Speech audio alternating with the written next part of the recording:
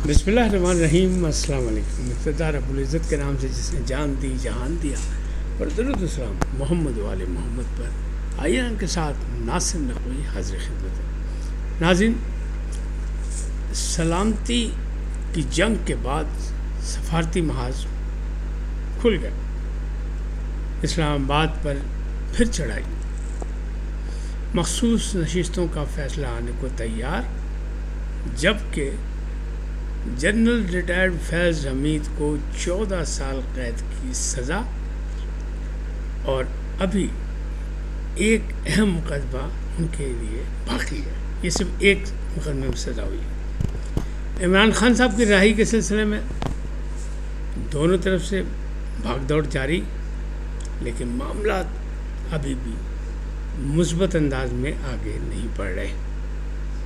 इन तमाम चीज़ों से तफसीलात से आपको आगाह करूंगा, लेकिन पहले आपसे गुजारिश करिए इनको सब्सक्राइब करें, लाइक करें, घंटे का बटन दबाना भूलें, बल्कि अपनी कीमती राय का इज़हार भी अपनी शख्सियत के मुताबिक करें। ये नाज़रीन, पहली बात इमरान खान की कर लेते हैं। तो जंग तो हम बहुत खेल चुके हैं और सफारती महाज भी आपके सामने चल रहा है, वो भी बात बताते हैं। लेकिन जो असल मामलात हैं वो यही हैं कि इमरान खान की रिहाई या इमरान खान की किस्मत का फ़ैसला कैसे होगा। बार बार ये कहा जा रहा है कि वो अदालतों से इंसाफ चाहते हैं, बार बार ये कहा जा रहा है कि उनका ट्रायल आर्मी कोर्ट में ना किया जाए।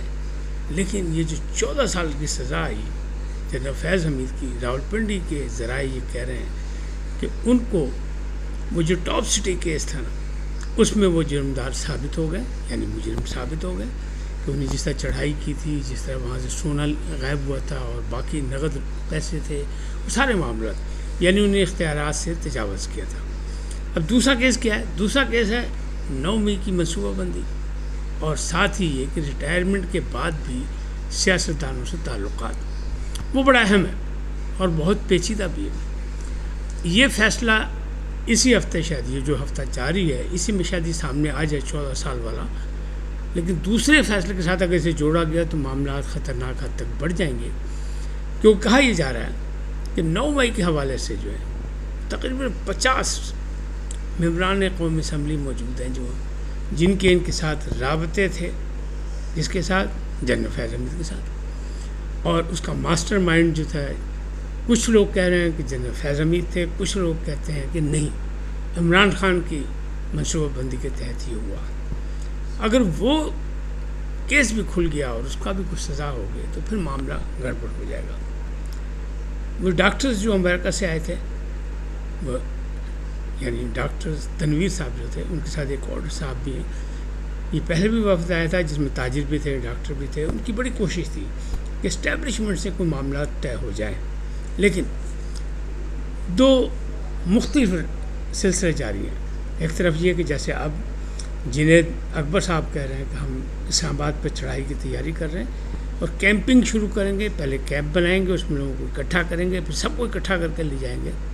तो माजी में भी लॉन्ग मार्च, इस्लामाबाद पर चढ़ाई, सब कुछ, यानी नवंबर वाली बात हो या वो माजी की बातें हो जब इमरान खान साहब बाहर थे, तो कोई चढ़ाई कामयाब नहीं हुई। तो अब भी ऐसा लगता है नहीं होगी। लिहाजा मामला ये है कि सियासत का मामला सियासतदानों से ही तय करना पड़ेगा, जो इस्टेब्लिशमेंट कहती है। लेकिन इमरान खान और उनके साथी ये बात नहीं चाहते। वो एक तरफ तो फील्ड मार्शल को कहते हैं कि उन्हें बादशाह सलामत का एजाज़ दे दिया जाए, और दूसरी तरफ वो कहते हैं बात करूँगा तो उन्हीं से करूँगा। तो ये दो जो बयानी है, दोहरी बयानी, दोगली पॉलिसी, या इसको कह लें आप, कुछ लोग नाराज़ हो जाते हैं, इसलिए मैं ऐसे अल्फाज इस्तेमाल नहीं करना चाहता। लेकिन ऐसे में तो फिर बात आगे नहीं बढ़ेगी।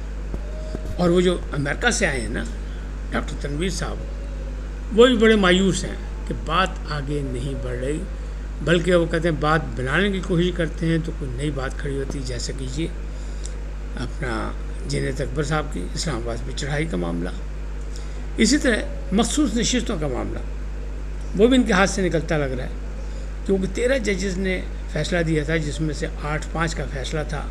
वो जो जुलाई में फ़ैसला दिया गया था, 12 जुलाई थी शायद तारीख, उसमें जो फ़ैसला दिया गया था जिसमें मंसूर अली शाह भी थे, तो उसमें PTI को दे दी गई थी।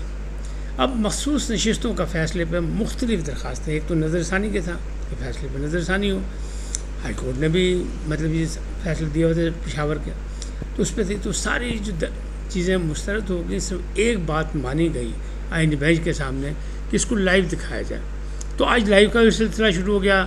وہ فیصل صدیقی نے اپنے دلائل مکمل کر لیے، اور ادھر سے جو مخدوم علی خان تھے انہوں نے بھی اپنی باتیں مکمل کریں، لیکن انہوں نے بار بار کہا کہ آئین اور قانون سے بالاتر ہو کے یہ فیصلہ کیا گیا. اس فیصلے کو کسی طرح بھی مانا نہیں جا سکتا، کیونکہ آئین ری رائٹ کرنے کا کسی کے پاس اختیار نہیں ہے. پارلیمنٹ ترمیم کر سکتی ہے، تبدیلی کر سکتی ہے، لیکن کوئی لکھ نہیں سکتا دوبارہ اسے. آئین کے مطابق یہ تھا کہ 3 دن کے اندر اندر جیتے ہوئے لوگ جو ہیں آزاد، وہ کسی پارٹی میں چلے جائیں. ان کو 15 دن کا ٹائم دے دیا عدالت نے. وہ کیسے دے دیا؟ اس کا مطلب یہ آئین ری رائٹ ہو گیا. بہت سی باتیں مسرت ہلالی صاحبہ نے بھی بہت سی باتیں کی، اور وہ جو تھے مندو خیل صاحب انہوں نے بھی باتیں کی، پھر امین الدین خان نے بھی. تو یعنی سوال و جواب کا سلسلہ جاری رہا، اور پوری دنیا نے دیکھا کہ یہ لائیو دکھایا جاتا تھا. اور اس کا دوسرا پارٹ اب کل لائیو دکھایا جائے گا، کل پھر آگے بات چلے گی. لیکن اسلام آباد کے جو دوست ہمارے سپریم کورٹ کو کور کرتے ہیں، ان کا کہنا یہ ہے کہ یہ کیس بھی نظر ثانی میں ابھر جائے گا. یعنی سنی اتحاد کونسل جو تھی وہ پارلیمانی پارٹی نہیں تھی. سنی اتحاد کونسل کے جو سربراہ تھے انہوں نے بھی آزاد حیثیت سے الیکشن لڑا تھا، حامد رضا صاحب نے، تو ان کو پارلیمانی نہیں مان رہا. سنی اتحاد کو 13 رکنی جو بینچ تھا پرانا، اس نے بھی مسترد کر دیا تھا. جبھی تو پی ٹی آئی کو نہیں دیا کہ اس کی سیٹیں جو پی ٹی آئی کو بنتی ہیں. اب یہ مسئلہ بھی ختم ہو تیار ہے، فیصلہ سمجھ لیں ہونے والا ہے.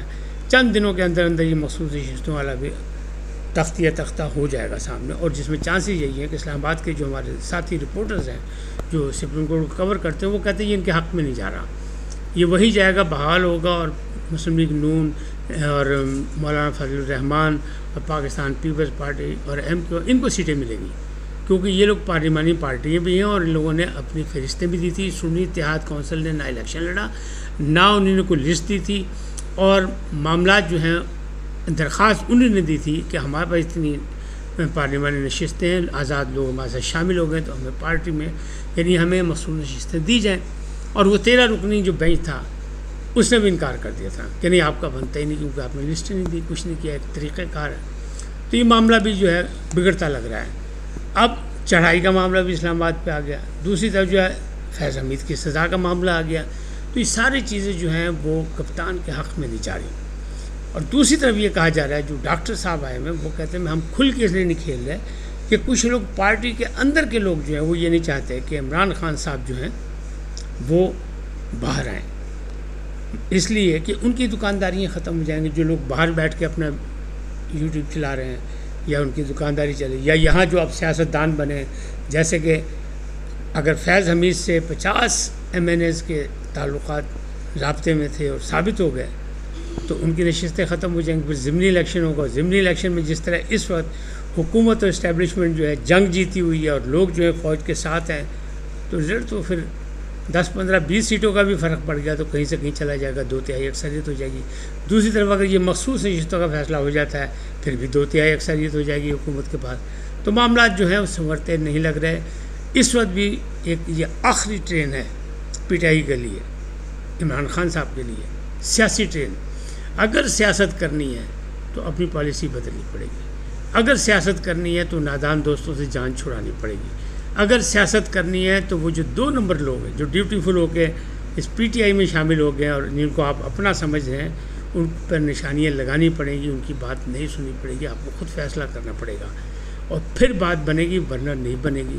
اور سیاسی میدان میں اگر سیاست کرنی ہے تو سیاسی پارٹیوں سے تعلقات بنانے پڑیں گے، جبکہ آپ باری باری جو ہے ان باتوں کی وجہ سے اور خاص طور پہ اس جنگ کے بعد آپ تنہا ہوتے جا رہے ہیں. تو کوئی بھی چیز جو ہے وہ پی ٹی آئی یا بانی پی ٹی آئی کے حق میں نہیں جا رہی. معاملات بگڑتے لگ رہے ہیں. اس کو ٹھیک کرنے کے لیے ضروری یہی ہے کہ بانی پی ٹی آئی جو ہے وہ ایک حساب کتاب کریں. پاکستان کو اگر چلانا ہے، پاکستان کو مستحکم طور پہ چلانا ہے تو جمہوریت بھی چاہیے اور فوج بھی چاہیے. ان دونوں کا لے کے چلنا پڑے گا. ایک مضبوط فوج تھی تو آپ نے ازلی دشمن کو جواب دے دیا، اور جمہوریت بہتر ہوگی تو لوگوں کے مسائل حل ہوں گے، لوگوں کو یعنی نچلے درجے تک جو ہے عوام کو ریلیف ملے گا. جمہوریت نہیں ہوگی، آمریت ہوگی یا لولی لنگڑی جمہوریت ہوگی تو عوامی نقصان بھی ہوگا اور سیاستدانوں کو بھی نقصان ہوگا. تو اس سب کو مل کے سوچنا پڑے گا. یعنی آپ یہ دیکھیں کہ مولانا صاحب کتنی کوشش کرتے رہے کہ پی ٹی آئی کو ساتھ لے کے چلیں، لیکن وہ نہیں ہو سکا اور معاملات نہیں چل سکے.